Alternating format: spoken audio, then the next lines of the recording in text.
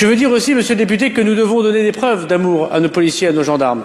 Quand on retrouve un collègue suicidé, le premier truc, c'est est-ce qu'il a laissé une lettre, hop, si c'est le cas, hop, on la met sous scellé, voilà. Cette nouvelle hiérarchie là qui prend les gens pour du consommable, ils pensent qu'à leur petite carrière et à se préserver. Il suffit de voir quand on trouve un collègue décédé, il y a combien de membres de la hiérarchie qui vont assister aux obsèques. J'ai connu la police d'avant et malheureusement la police de maintenant, on travaille plus pour les victimes, on travaille pour des chiffres. La haute hiérarchie, c'est pas son problème le mal-être de la police. Eux, leur problème, c'est leurs statistiques, de façon à ce que le bilan à la fin de l'année soit bon et qu'on ne leur tire pas les oreilles.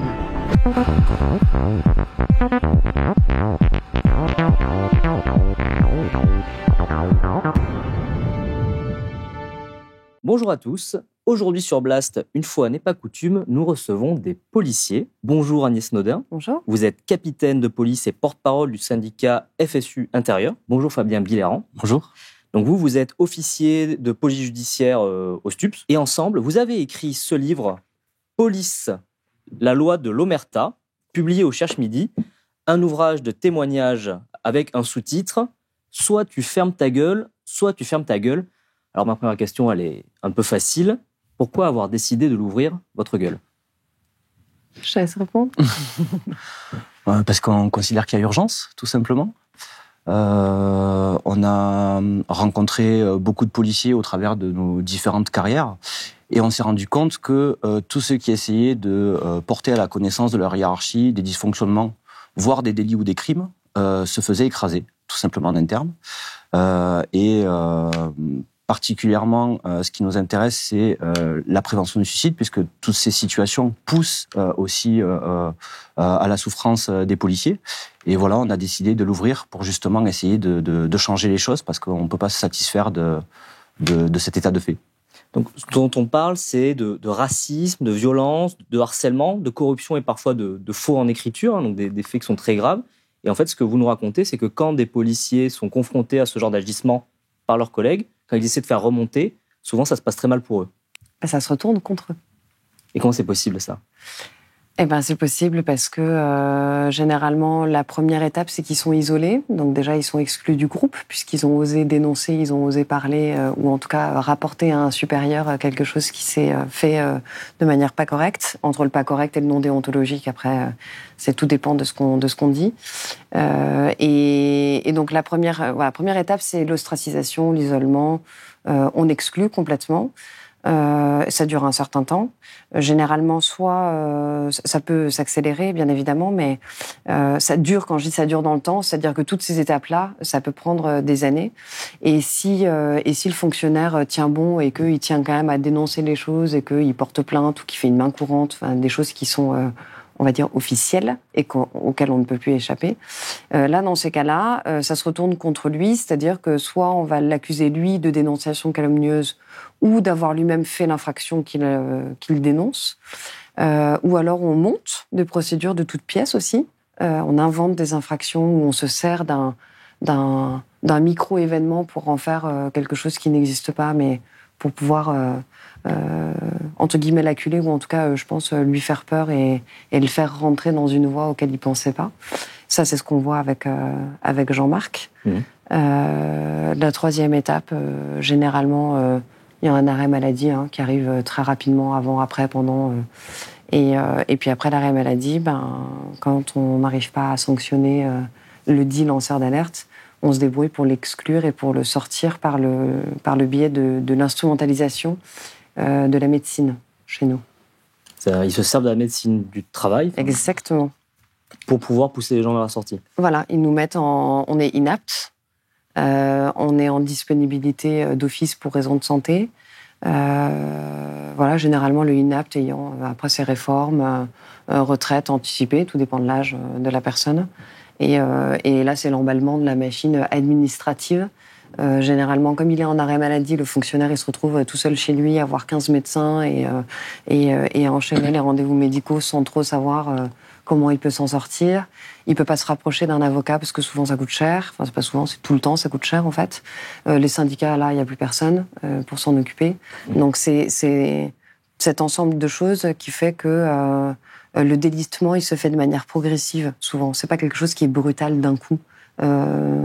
Voilà, pour moi, il y a un vrai phénomène d'usure. Cette usure, elle est d'autant plus problématique qu'elle a des conséquences sur la santé mentale des policiers, qui, au-delà de perdre le sens à ce qu'ils font, puisque quand on rentre dans la police et qu'on constate des délits ou des crimes et qu'on ne peut pas les signaler, c'est quand même moralement très compliqué de se dire pourquoi je suis rentré dans la police, en fait, si je ne peux pas œuvrer pour... ce pourquoi je suis rentré. Et au-delà de ça, c'est des souffrances qui peuvent malheureusement conduire au suicide. Et là, sur ces 25 dernières années, on en est à 1100 suicides de policiers. 1100 suicides de policiers. Oui. C'est la première cause de mortalité chez les fonctionnaires de police. Tout à fait. C'est une moyenne qui est terrible de 44 suicides par an. Voilà, malheureusement, il n'y avait pas de signes positifs, en tout cas, qui permettaient d'inverser la tendance. D'où essayer de briser l'omerta avec ce livre pour essayer de porter à la connaissance d'un maximum de personnes ce qui peut se passer réellement dans la police. À ces conditions de travail s'ajoute la maladie. Elle se sent abandonnée par sa hiérarchie et envisage alors le pire. On m'a laissé avec mon arme. Il n'y aurait pas mes enfants, j'aurais mis fin à mes jours. J'y ai pensé. Alors, on ne dit pas forcément que les 1100 suicides sont liés à des problèmes de... Pas faire ces problèmes-là. Mais dans tout ce qu'on a pu entendre, et ça sort un peu plus maintenant parce que généralement après chaque suicide, il y a quand même des audits ou des enquêtes qui sont faites. Et on a un peu, alors c'est en proportion, c'est pas énorme, mais il y a des suicides qui sont maintenant reconnus comme étant imputables au service. Et je crois que sur les 1100, il doit y en avoir une dizaine. Une dizaine seulement. Voilà. Et sans doute beaucoup plus. Oui. Sans s'avancer. Enfin, nous, on pense que oui. Oui, et ce qui est terrible dans ces reconnaissances, en fait, de l'imputabilité du suicide pour des raisons professionnelles, c'est que les personnes qui auraient harcelé ou qui auraient poussé au suicide sont toujours en poste derrière et ne sont absolument pas inquiétées par des enquêtes judiciaires ou autres.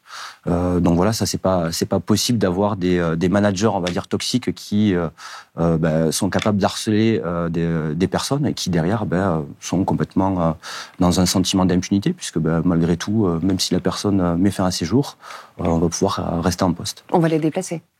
On va les déplacer dans la nécessité de service, puis on va les mettre ailleurs. Donc on va reproduire le même problème. Et on va déporter ailleurs. Le problème dans un autre service, dans un commissariat. Mais alors, pourquoi la hiérarchie fait ça ? On a du mal à comprendre. C'est plus simple de couper la tête qui dépasse plutôt que de s'occuper de tous les ripoux, tous les brebis galeuses. Je dirais pas ça parce qu'en fait, des brebis galeuses, il y en a pas tant que ça. C'est pas le gros de la masse. On va dire c'est une toute petite minorité. Sauf que je pense que dans la majorité, ce qu'on va appeler le ventre mou, ils ne disent rien. Donc là, il y a de l'autocensure. Beaucoup de suivisme, on veut pas se mettre à dos les collègues, on veut pas être mal vu. C'est ça. On veut pas soi-même être dans le viseur, parce qu'on sait qu'une fois qu'on est dans le viseur, ça devient compliqué, qu'on n'a pas de prime, qu'on n'a pas d'avancement, qu'on n'a pas de mutation. Donc là, il y a le côté un peu individualiste qu'on a dans la police, et je pense qu'on a moins dans la gendarmerie, qui sont beaucoup plus dans le collectif. Et ça, chez nous, c'est assez prégnant. Et puis ensuite, il y a la partie de la hiérarchie qui, effectivement, il y en a qui laisseront pas passer et qui vont se battre entre guillemets pour. Sauf que celui qui va le faire, il va se mettre à dos tous ceux qui sont en dessous. Et donc là, ça devient compliqué parce qu'après, c'est les syndicats qui s'en mêlent. Donc en fait, c'est un ensemble de choses qui n'ont pas forcément de lien entre elles, mais quand on les met ensemble, au final, on comprend pourquoi c'est plus simple d'écarter celui qui fait chier plutôt que de résoudre le problème. Il y a aussi peut-être une culture dans la police sur le fait qu'on ne parle pas, on ne balance pas les collègues, qui est peut-être plus forte que dans d'autres corps de métier. C'est pas que dans la police, mais effectivement dans la police c'est assez marqué. On parle de corporatisme souvent, de manière un peu d'ailleurs exacerbée, quand on voit notamment les positions des syndicats majoritaires dans les médias. On va en parler, j'imagine. Mais c'est une culture professionnelle en fait qui a de manière très ancrée dans la police. Enfin voilà, il faut toujours se montrer fort, il faut toujours se montrer presque solide, indestructible, etc., pour répondre aux attentes à la fois des citoyens ou d'autres policiers. Et de ce fait, dire qu'il y a une difficulté du quotidien, que ce soit de l'ordre professionnel ou personnel, c'est passer pour un faible.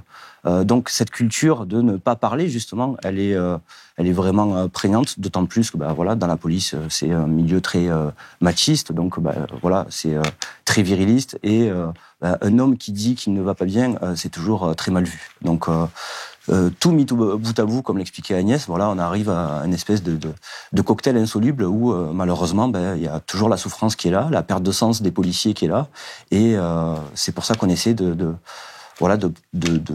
libérer la parole sur ces sujets pour essayer de trouver des solutions. Et il y a la culture du chiffre aussi, qui a beaucoup, je pense, eu une incidence très notable sur le comportement aussi des policiers.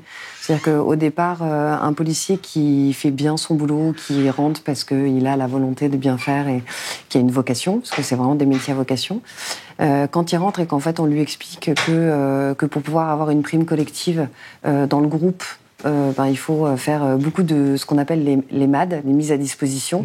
Ça veut dire constater une infraction sur le terrain, ramener la personne au poste de police et le présenter à un officier de police judiciaire.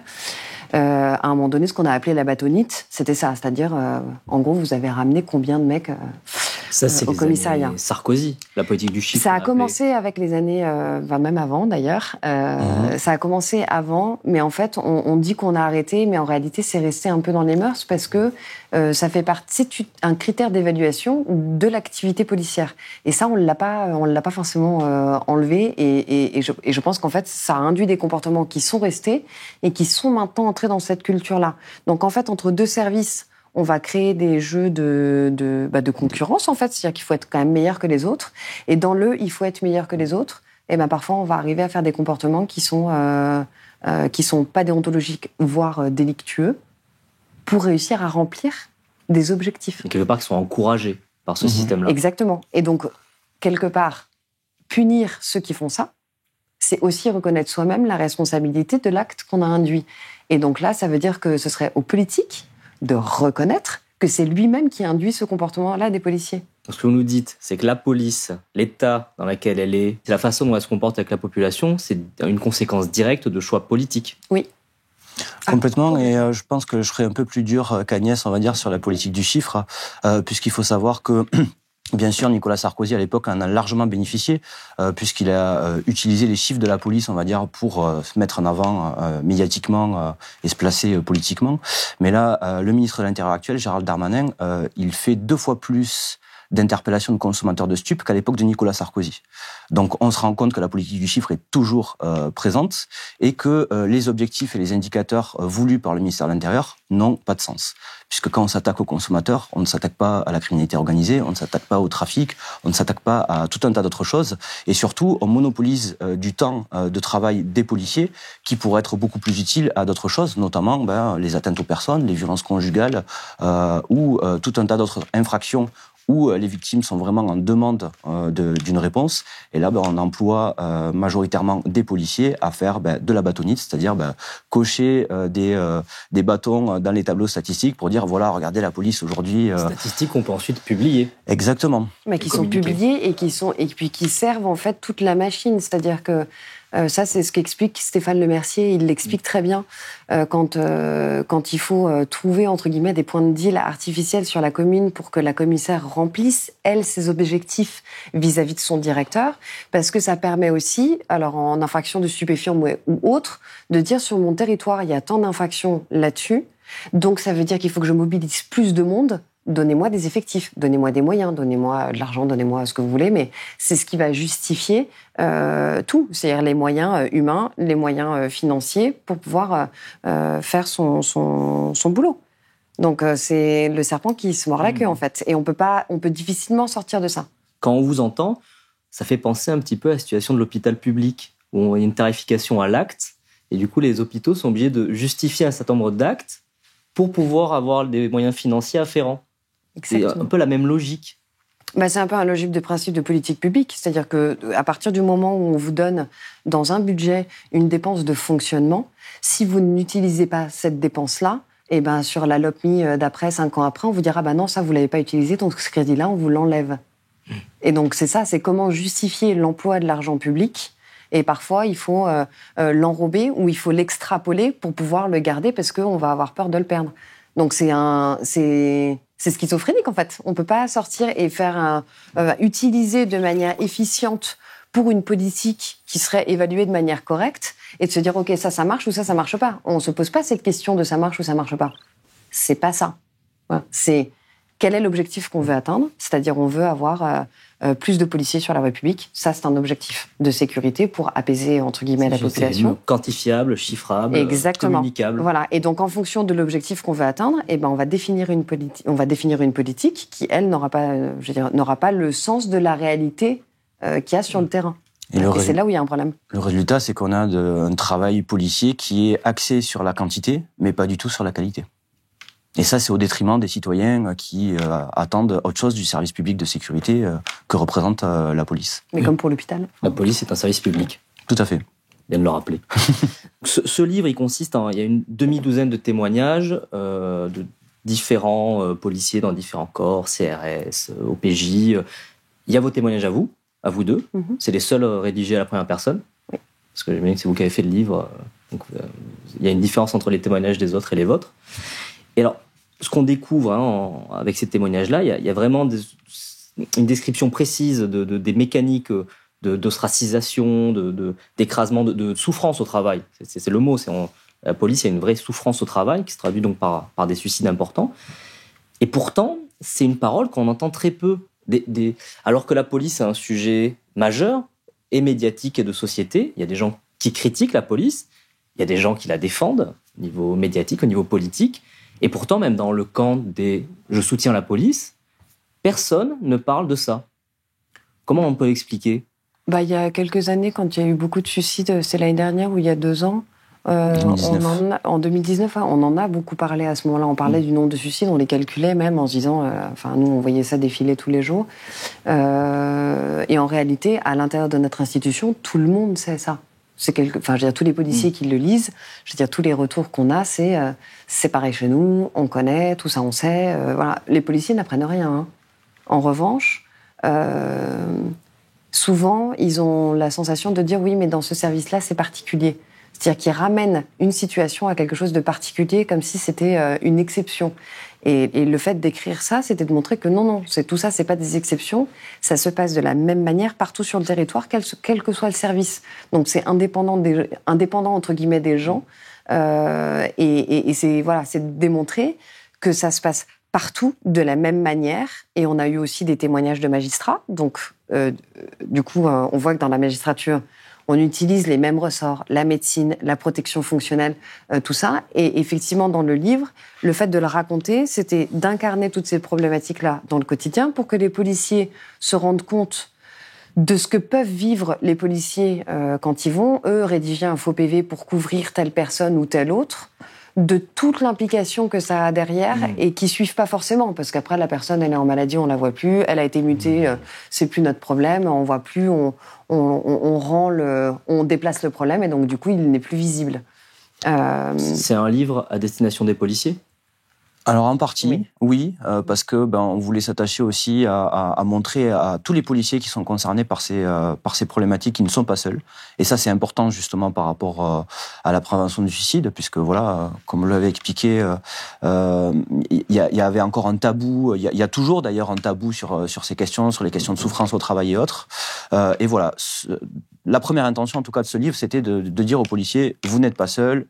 Ça peut arriver dans différents services, différents endroits, et c'est les mêmes schémas, c'est les mêmes mécaniques, c'est le même système de fonctionnement qui pousse justement à l'isolement des policiers qui tenteraient de révéler. Alors, on va dans cette histoire, il y a différents acteurs, il y a les policiers, il y a leur hiérarchie, et il y a d'autres acteurs, il y a les syndicats de policiers, qu'on va évoquer si vous le voulez bien. Donc vous êtes syndicaliste, dans un syndicat minoritaire dans la profession. Ah, très minoritaire. Très minoritaire. Rattaché à la FSU, qu'on connaît davantage pour être une fédération d'enseignants. Tout à fait. Il y a quand même quelque chose de paradoxal. Quand on observe les rapports de force, la façon dont les choses se passent, on a l'impression que jamais les syndicats de policiers n'ont été aussi puissants vis-à-vis du ministre.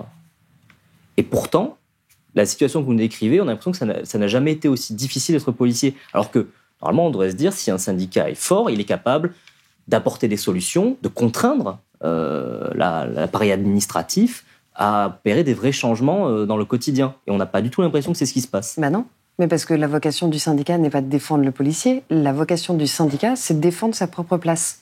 Et comme sa place, c'est le gouvernement qui le lui donne, après c'est un jeu entre les deux de tu me donnes ça, je te donne ça. C'est de la cogestion. Mais complètement, ça n'est que ça.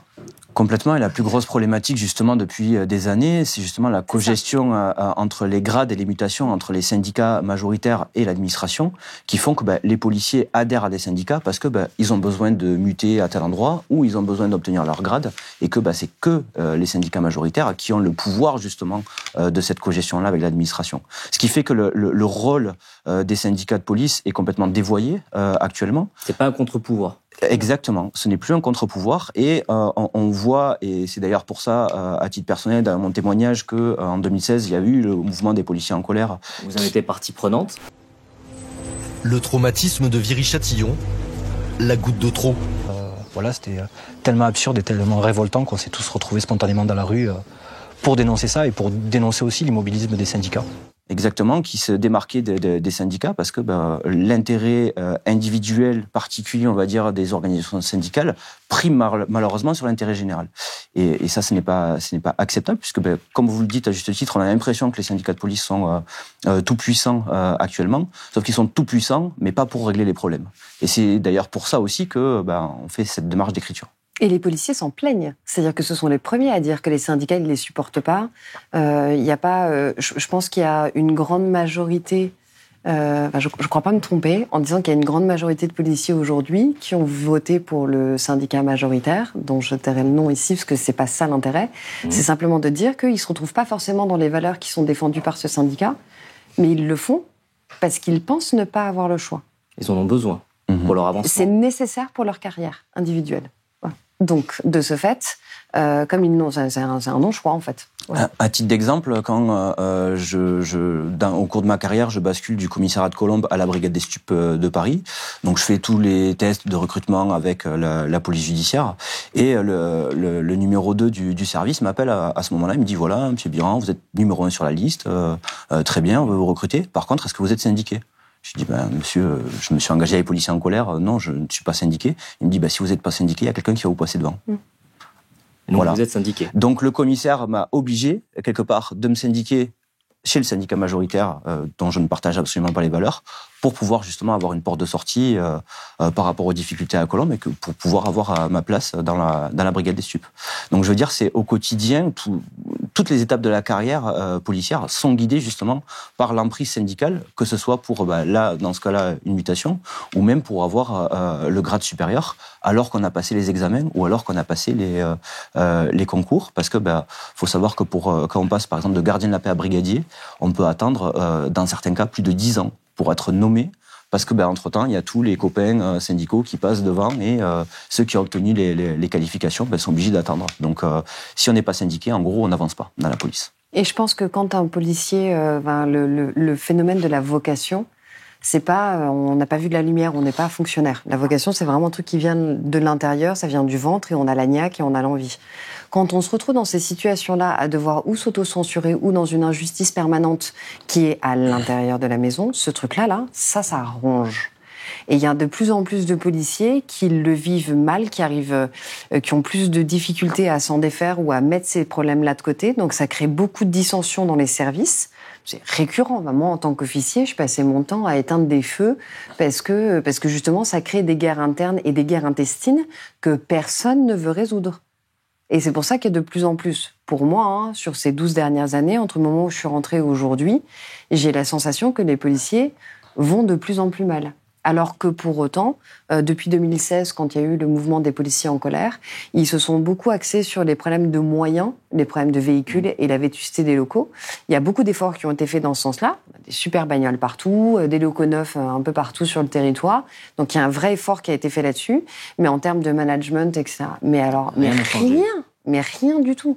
Et le malaise persiste et on constate en plus la conséquence pour le citoyen, c'est que on se coupe des attentes du citoyen puisque comme on l'expliquait tout à l'heure, il y a la politique du chiffre, il y a les orientations politiques qui sont données à la police et derrière on se retrouve avec des personnes qui viennent nous solliciter, qui sont en demande forcément puisque quand on va dans un commissariat de police, c'est pas par gaieté de cœur en général, c'est pour déposer plainte, pour signaler des choses et on voit que en fait la police ne répond pas aux attentes des citoyens. Donc ça crée en plus une distance et un fossé qui crée une perte de sens pour les policiers, puisque les policiers ils sont pas là pour œuvrer tout seuls dans leur coin et régler leurs petites enquêtes ou faire leurs interventions tout seuls. Ils sont là justement en réponse pour les citoyens, et comme le dit justement Agnès, c'est une vocation de répondre aux citoyens, et malheureusement le policier qui n'arrive pas à répondre au quotidien pour X ou Y raison, il perd le sens de son métier et il commence à en souffrir. Et ça, il le vit pas bien. Ouais. Et ça fait du dégât. Beaucoup de dégâts. Ouais.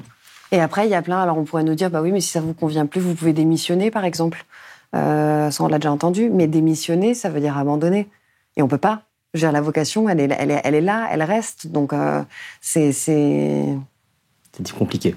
Voilà. Mais alors, justement, après le mouvement des policiers en colère 2016, il y a eu 2017 qui a été notamment marqué par le mouvement des Gilets jaunes. À ce moment-là, le pouvoir a peur. Il a eu très peur. Il a tenu grâce à sa police, ce moment-là. Là, les policiers auraient pu demander à peu près n'importe quoi. C'était en position de force face à Christophe Castaner. Ils auraient pu demander la fin de la politique réelle du chiffre, une révolution managériale. Et à ce moment-là, les syndicats, ils ont demandé une augmentation légère et quelques primes. Voilà. Provo était prêt à tout lâcher pour s'assurer du soutien des policiers, parce qu'ils avaient eu vraiment très très très peur. Comment vous expliquez que, alors on l'avait un peu déjà expliqué, mais que ce syndicalisme policier majoritaire, il soit si peu ambitieux et qu'il ait aussi peu envie de traiter les problèmes, ce que vous décrivez comme les problèmes de fond, à la racine? Parce qu'il y a un problème de culture policière. Je veux dire, la culture policière, pour l'instant, elle n'est pas à l'autocritique, elle n'est pas à la remise en question. Et donc, on garde toujours les mêmes schémas, à savoir, quand on a la possibilité de demander quelque chose, je me positionne d'un point de vue du syndicat, qu'est-ce qu'on va faire? On va demander des effectifs, des moyens. Des effectifs, des moyens. Or, comme on l'a justement souligné tous ensemble tout à l'heure, depuis 2016, depuis 2017, il y a beaucoup d'efforts budgétaires qui ont été faits. Il y a vraiment, on voit la différence des travaux de rénovation, des nouveaux véhicules, etc. Mais ça ne résout aucun problème. Parce que les syndicats ne sont pas en prospective de réflexion pour une vision à long terme. C'est d'ailleurs la problématique des dirigeants policiers et des ministres successifs qui utilisent la police. Il n'y a pas de vision à long terme. On est capable de se projeter sur 1 an, 2 ans, 3 ans, voire maximum 5 ans en fonction de la prochaine échéance électorale. Mais il n'y a pas de réelle vision à long terme du service public de sécurité. Oui, mais quand on écoute les syndicats de policiers majoritaires, on les entend énormément sur les plateaux de télévision, parfois devant l'Assemblée nationale, hurler que le problème de la police, c'est la justice, c'est le laxisme. Le problème de la police, c'est la justice! Que ce qui est insupportable, ce qui créerait le mal-être des policiers, c'est le fait que les gens soient replacés en liberté après leur garde à vue, la présomption de légitime défense. Voilà, ça c'est les thématiques qui sont portées par ces syndicats-là, qui sont marqués politiquement.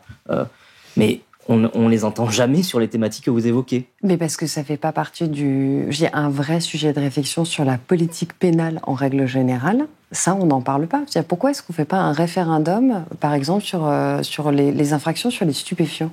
Si on demandait à tous les Français, est-ce que vous voulez une politique pénale de répression sur la consommation des stupéfiants? Est-ce que c'est nécessaire de mettre entre 60 et 70% des forces de police là-dessus? Alors, en plus, on parle même pas du fait on n'est pas efficace dans ce qu'on fait, mais au-delà du fait de pas être efficace, c'est est-ce qu'on préfère protéger les biens, parce que tout ça fait partie des biens, ou est-ce qu'on préfère protéger les personnes? Je veux dire, on parle souvent des violences qui sont faites aux femmes. Bon, ça, c'était le sujet, on va dire, sur ces 5 dernières années. Peut-être que là, maintenant, on va arriver peut-être sur les violences sur les enfants. Ce serait pas mal aussi, parce que il y a de quoi dire et il y a de quoi faire. Mais ces unités-là, ils ont quasiment pas de moyens, ils ont pas de policiers, parce que c'est une action policière qui n'est pas du tout mise en valeur. Est-ce que c'est ça que les citoyens français ils ont envie de ça ou pas? C'est-à-dire que si on ne définit pas une politique pénale avec, puis je sais pas moi, le rôle de la sanction pénale, on réfléchit pas à ça. Si on fait des prisons, on les met en prison, ok. Et après, je veux dire, quand on regarde ce qui se passe en prison, il y a aussi beaucoup de choses à dire, et je suis pas sûre que ce qu'on a aujourd'hui, ce soit hyper efficace. Donc nous, on est en bout de parcours, mais il faut remonter, du début. Quelle sanction on veut, et donc quelle justice on veut, et donc quelle police on veut. Si toutes ces questions-là, on se les pose pas, on fait du coup par coup, ou de la réaction, ou de la réactivité comme on veut, sur la légitime défense, parce qu'il y a eu ça, parce qu'on leur a filé des gilets lourds, et puis des armes pour lesquelles ils sont pas formés, et donc du coup, on se retrouve avec des incidents, mais qui sont courus d'avance, en fait. J'ai perdu ma main suite à l'explosion d'une PF4. J'ai perdu l'usage de mon œil droit, j'ai pris un tir de LBD 40. Un tir de LBD 40, plein dans l'œil. Mais après, c'est pas grave, on va faire un nouveau code, et puis alors on va les reformer, on va dire que maintenant on fait plus ci, on fait ça, enfin on passe notre temps à parler du maintien de l'ordre, et voilà, puis là maintenant on passe du préfet Lallemand au préfet Nunez, et puis ça va encore changer, et puis... On n'en sort pas. Et en fait, c'est juste que pour moi, on résout pas vraiment le problème, en fait. Et on n'en sort pas parce que les syndicats majoritaires, pour le coup, ils ont intérêt à ce qu'on n'en sorte pas. Ils ont intérêt à ce qu'on ne sorte pas du statu quo. Et donc, ils vont polariser le débat public. On le voit dans leur prise de position médiatique où c'est clairement caricatural. C'est soit on est pour la police, soit on est contre la police. Alors qu'il y a quand même beaucoup plus de nuances entre les deux. On peut être pour la police et avoir un regard critique de la police. On peut être contre la police et penser qu'il y a des flics qui font bien leur travail. Et vouloir qu'elle s'améliore. Exactement. Donc, je pense que c'est encore une fois une culture professionnelle qui est là pour le coup influée par les syndicats, de ne pas se poser des questions, de ne pas réfléchir ensemble avec les citoyens qui justement seraient en droit d'attendre un service public de sécurité de meilleure qualité. Et voilà, malheureusement, on reste dans le statu quo. C'est quel service public on veut, en fait. C'est pareil, quel état de santé on veut, quels hôpitaux... Enfin, je veux dire, c'est tout. Et la question à se poser, c'est qu'est-ce qu'on veut de la police ? Qu'est-ce qu'on attend de la police ? Qu'est-ce que fait la police ? Et ça, cette question, elle n'émerge pas dans le débat public. Oui, et puis d'accepter aussi, si on veut que la police se progresse, il faut accepter aussi sa critique. Quand on voit que systématiquement, mais de façon quasiment pavlovienne, dès qu'il y a un fait divers qui implique un policier, un soupçon de bavure, voilà, avéré ou non, mais que le premier réflexe des syndicats de policiers, c'est de courir sur les plateaux de certaines chaînes d'infos pour expliquer que de toute façon, on n'a pas le contexte, et puis bon, oui, il lui a tiré dans le dos, mais... Selon les éléments que nous possédons au moment où je vous parle, pour nous, les éléments constitutifs de la légitime défense semblent être présents. Voilà, il y a une espèce d'instinct quasiment grégaire et c'est pas comme ça qu'on avance, qu'on essaie d'éviter que peut-être que une partie de la population ait très peur de sa police. C'est pas ça le but. Et quand on les entend, on n'a pas l'impression que ça leur vienne à l'esprit. Par exemple, il y a un élément où j'ai discuté de ça avec un chercheur très récemment qui m'a dit que ce serait intéressant de se poser cette question-là. Dans la police, on n'a pas le droit à l'erreur. C'est-à-dire que dans les textes, c'est marqué, à partir du moment où le policier fait une faute, il faut le sanctionner. Donc ça veut dire que toute faute doit être sanctionnée. Donc, si toute faute doit être sanctionnée, ça veut dire qu'on n'a pas le droit à l'erreur. Mais ça déjà un truc de base, en fait. Comment ça, pas le droit à l'erreur ? Bien évidemment qu'on en fait des conneries. Bien évidemment qu'on va par moment avoir des dérapages pour X ou Y raison, parce qu'on est des humains, parce qu'on n'est pas que des robots, etc., etc. Si on prenait en compte ce principe-là et de se dire « oh oui, on a le droit à l'erreur », ça veut dire qu'on se dirait quelles sont les formations qu'on met en place pour justement éviter la répétition de ces erreurs-là. Donc on n'avance jamais. On est un pays où le président a déclaré que les violences policières n'existaient pas. Mais c'est le déni justement qui est le principal problème de tout ça, c'est que à force de dire que ça n'existe pas, on met tout sous cloche et on essaie d'écraser en tout cas tout ce qui voudrait révéler. Et à force, le problème c'est que la marmite, à force de l'empêcher d'exploser, elle va finir par exploser. Et je pense que ce livre c'est un des symptômes en tout cas de ce déni-là, puisque les policiers ne supportent plus ces injustices, ils ne supportent plus avoir cet usage qui est fait de leur activité pour X ou Y raisons médiatiques ou politiques. Et il faut en sortir. Et c'est malheureusement le déni généralisé, les syndicats, le ministre de l'Intérieur, le président, la haute administration policière, qui fait qu'il n'y a pas de remise en question. Donc il n'y a pas de possibilité d'évolution pour solutionner les problèmes. Et au niveau individuel, il y a ce qu'on appelle chez nous l'ouverture de parapluie, voire de parasol. Donc c'est-à-dire ça veut dire que toujours sur le même principe, à partir du moment où il y a une erreur qui a été commise, comme il faut chercher un responsable, tout le monde va sortir le parapluie pour ne pas être responsable. Et donc plutôt que de reconnaître qu'il y a une erreur qui a été faite et d'essayer de la résoudre et de trouver des solutions, ou en tout cas de pas la réitérer, c'est chacun sort son parapluie en espérant que ça ne lui retombe pas dessus et point barre. Ça va pas. En fait, la réflexion, elle va pas plus loin. Ça, c'est un énorme problème aussi quand on s'intéresse à ces affaires-là. La propension à faire des faux en écriture pour se couvrir soi-même ou couvrir des collègues. Si on peut plus faire confiance aux rapports policiers, on peut plus faire confiance à ce qu'ils écrivent.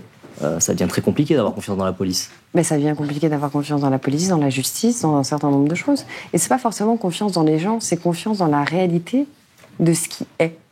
Voilà. Et c'est ça qu'on essaye de transformer parce qu'on voudrait que ce soit différemment. On a un peu vu ensemble comment on en était arrivé là. On a bien compris que pour vous, c'est une situation qui est de pire en pire, d'année en année, et que c'est très lié aux décisions politiques depuis le début des années 2000. On peut retracer l'histoire à peu près de ces 20-25 dernières années. Il y a eu des décisions politiques qui ont amené à une aggravation des conditions de travail dans la police, si je dois résumer ce que vous dites. Comment est-ce que maintenant, ça paraît tellement compliqué ce que vous décrivez, c'est tellement enquisté, comment on peut trouver des solutions, des pistes d'amélioration? Parce que demain, imaginons, on a l'impression qu'il y aurait une alternance politique. Voilà, on peut toujours dire oui, c'est la droite qui... Demain, on a une alternance politique avec un changement total de doctrine Place Beauvau. On a l'impression que c'est pas ça qui va faire changer ni les syndicats, ni les habitus policiers, ni tout ce système que vous décrivez. Mais justement, on va pas attendre la prochaine échéance politique, parce que la prochaine échéance politique est dans trop longtemps par rapport à la souffrance des policiers. C'est pour ça que, par exemple, depuis 2018, on est mobilisé dans une association de prévention du suicide qui s'appelle PEPS, pour policiers, entraide, prévention, suicide. Et depuis 2018, en fait, on propose une écoute active aux policiers qui auraient besoin de parler, qui auraient besoin de vider leur sac, ou qui seraient carrément en crise suicidaire ou autre.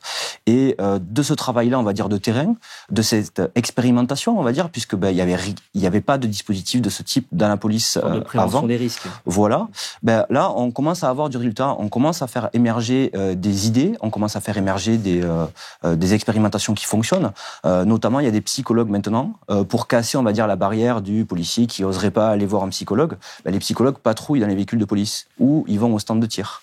Là, récemment, la semaine dernière, l'association PEPS, pour la première fois, était en école de police devant à peu près 200 élèves gardiens de la paix pour justement sensibiliser, éclairer, voire transmettre les bonnes pratiques en termes de prévention du suicide. Et jusque-là, ça n'existait pas.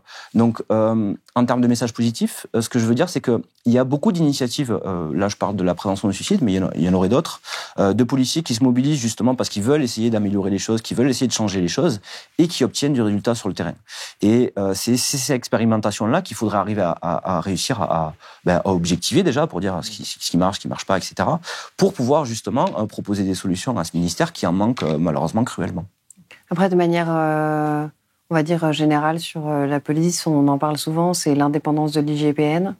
Ça, ce serait crucial. Et si on n'arrive pas à une forme d'indépendance, je trouverais ça très intéressant que ce soit les gendarmes, par exemple, qui fassent les enquêtes chez la police et vice-versa. Ça, c'est envisageable. Pourquoi pas? Ils savent très bien le faire. Enfin, on a le même ministre. Il n'y a pas de raison que... Après, c'est la guerre des chapelles, donc on n'ira pas sur le territoire de l'autre. Mais dans l'absolu, ils savent faire ce boulot-là. Ils connaissent très bien nos missions. On ne peut pas dire qu'ils ne comprennent pas ce qu'on est en train de vivre. Mais on va dire que celui qui fait l'enquête ne dépend pas de la personne qui est au-dessus. Donc c'est casser en fait ce lien de hiérarchie. Pour ceux qui ne connaissent pas, dépend du ministère de l'Intérieur. Oui, mais comme l'IGGN aussi, en fait, tout ça, ça dépend. Mais dans chaque, on va dire dans chaque institution, chacun a son inspection générale des services. Sauf que si on fait rentrer un gendarme dont la carrière dépend de la gendarmerie et qu'on lui demande de faire une enquête chez les polices, dans la police, il s'en fout en fait du résultat lui. Alors que le policier qui fait une enquête en interne, il va être noté par son supérieur. Et puis si son supérieur il décide que il vaudrait mieux que l'enquête elle aille dans ce sens-là, c'est le même qui va le noter et qui va avoir une influence sur sa carrière. Donc c'est couper en fait ce lien-là hiérarchique.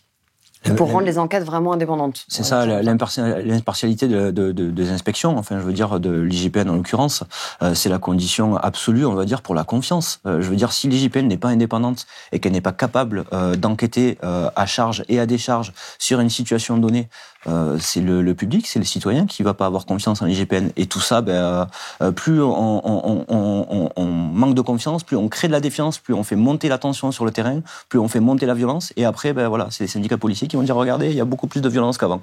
Donc je pense que effectivement, l'indépendance de l'IGPN, c'est absolument une condition indispensable pour. Concrètement, on fait passer l'IGPN sous l'autorité du ministère de la Justice. Non, il faut clairement une indépendance vis-à-vis de l'institution policière. Et il faudrait que l'IGPN, dans l'organigramme, soit complètement en dehors du ministère de l'Intérieur. Ou en dehors, ou que ce soit quelqu'un d'autre qui le fasse. C'est pour ça que je dis, si on ne veut pas la mettre en dehors, on demande à des gendarmes de le faire et comme ça au moins ça résout. Dans le cas d'inspection interne, c'est pas un hasard aussi. On peut entendre le fait que pour contrôler les policiers, il vaut mieux des policiers. Il faut que les portes s'ouvrent. Déjà que quand on discute un peu avec l'IGPN, on comprend que ils sont pas tout puissants et que si la hiérarchie décide de couvrir, ils ont assez peu de moyens de coercition. Donc si avec des gens qui viendraient de l'extérieur des services, ce serait peut-être encore plus compliqué. Ou pas, ou justement, peut-être qu'ils feraient leur boulot parce qu'ils n'auraient pas de pression et qu'ils pourraient le faire en toute indépendance. Et la sanction dépend soit de l'autorité administrative, soit de l'autorité judiciaire. Donc là, on rentre dans une question sur est-ce que la hiérarchie policière suit ou est-ce que le parquet suit. Et là, la question se pose de l'indépendance du parquet par rapport à ces décisions. Ah, mais ça, c'est encore autre chose. Par rapport à l'outil de sanction ou d'évaluation de sanction d'un policier, il y a une sorte de triptyque dont l'IGPN n'est qu'un des éléments. N'est qu'un des éléments, tout à fait. Et après, il y en a un autre aussi, c'est l'usage de la protection fonctionnelle, ou plutôt le refus. C'est-à-dire que dès qu'il y en a un qui dénonce, que ce soit du harcèlement ou autre, la protection fonctionnelle, il ne l'a jamais. Donc ça veut dire que tous les frais sont à sa charge. C'est-à-dire que tous les frais sont à sa charge. Exactement, ça c'est pas normal. Ça devrait être automatique pour tout le monde. Et puis s'il y a, au bout d'un moment, après qu'une fois que l'action s'est terminée, s'il y a un policier qui en a bénéficié et qui est mis en cause et qui est condamné, l'État peut faire une action subrogatoire et dans ces cas-là, il doit rembourser. Enfin bref, il y a des mécanismes qui peuvent être mis en place et qui existent déjà. La médecine, il faut la rendre indépendante, absolument. Ça, c'est un des... C'est même vital. B.A.B.A., voilà, c'est ça. Après, il y a aussi, par exemple, justement, sur les suicides imputables au service, à partir du moment où il y a un suicide qui est reconnu comme imputable au service, mais ça veut dire qu'il faut tout revoir. C'est-à-dire qu'il faut vraiment traiter le problème, mettre en place un audit, faire je sais pas quoi, mais juste, en fait, faites quelque chose. Ne dites pas, c'est de la faute du service et puis c'est tout... Super, on est content, le service est responsable, mais on n'a rien fait. Voilà, il y a ça, il y a le problème des notations. C'est ça aussi, c'est tout à revoir. Noter les gens différemment, parce que je pense que ça induirait des changements de comportement. Si on accédait à ce qu'on appelle des notations 360, ça veut dire d'être noté par son supérieur pour moitié et par les personnes qui sont sous notre responsabilité pour moitié. Voilà, je pense qu'il y a déjà beaucoup plus d'officiers qui ouvriraient leur gueule. Voilà, ça c'est pour moi, ça c'est du changement concret sur le terrain qui coûte pas d'argent. En plus, c'est bon, on ne demande pas d'argent. Le médecin, on ne demande pas plus d'argent, on ne demande pas plus de médecins, on demande juste à ce qu'il soit payé, pas par le ministère de l'Intérieur, on demande à ce qu'il soit payé par la Sécurité sociale et que sur une liste, comme les experts auprès des tribunaux, qu'on ait une liste de médecins experts et puis c'est le policier qui va choisir son médecin. Tous ces mécanismes-là qu'on vient de décrire, ça rallonge, ça continue, et on a quand même espoir dans le médecin qui trouve une solution à ce moment-là. Et là, on se rend compte que la solution ne vient pas, et même que le médecin fait partie du problème du fait de son placement sous l'autorité du ministère de l'Intérieur. Donc voilà, c'est tout ça qu'il faut essayer de changer. Et déjà, ne serait-ce que de réfléchir, c'est déjà positif par rapport à tout ce qu'on peut connaître dans la police, puisque voilà, pour revenir sur le sujet de départ, soit tu fermes ta gueule, soit tu fermes ta gueule, c'est un petit peu pour l'instant ce qui régit l'ensemble des policiers. Et le simple fait qu'on puisse en parler aujourd'hui librement avec vous, c'est déjà positif de pouvoir libérer la parole. Et je pense que c'est le plus important. Déjà, avant de proposer d'autres solutions, c'est que les policiers puissent se sentir libres de parler de leur souffrance, qu'ils puissent se sentir libres de se mobiliser aussi pour améliorer les choses. Et c'est déjà ça, la première étape, on va dire, pour éventuellement un changement et de l'espoir pour plus tard. Voilà, cet entretien est à présent terminé. J'espère qu'il vous a plu. Si c'est le cas, n'hésitez pas à le dire en commentaire. Petit message de service auprès des autres syndicalistes policiers. Vous avez vu, nous ne mordons pas. Donc, si d'aventure vous souhaitez venir vous exprimer sur ce plateau et quand on vous invite, nous dire des choses, y compris qui ne vont pas dans le sens de ce qu'on a entendu aujourd'hui, n'hésitez pas à le faire. On sera très content d'échanger avec vous, puisque la police, c'est un sujet important et qui nous intéresse. Donc vraiment, répondez au téléphone, ça nous fera très très plaisir. Si vous le pouvez, n'hésitez pas à nous soutenir financièrement sur blast-info.fr pour que nous puissions continuer à donner la parole à des voix qu'on n'entend pas ailleurs. Et moi, je vous dis à très bientôt.